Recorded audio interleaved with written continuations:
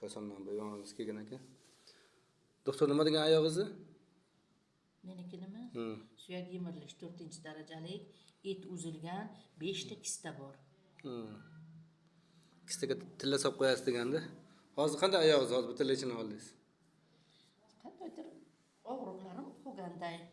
Mana bu yerimda juda kattaroq shish bor edi, sal pasaydimi? Qara. Mana bu yerda do'ppiday narsa Hozir turibdi. telefonga bilinyapti-yu, mana hozir nimaga keldi? Bitta lechini hozir. Necha minut bo'ldi shu lechinamiz? 2 minut bo'lgandi. 2 minut bo'ldi mana. Siz mana ushlab to'chkasini bildingizda, mana qarang. Varikozlarim Amazon beribdimi yo doktorman qarang. Bu varikozlar bu boshqa narsa varikoz. Bu ichkariga mana tizoman bir og'riydi, ikki yonboshi, tagi, ichi kuyishib ketaveradi dedingiz-ku. Mana shu bizning lechinani, mana birinchi lechinamiz bu.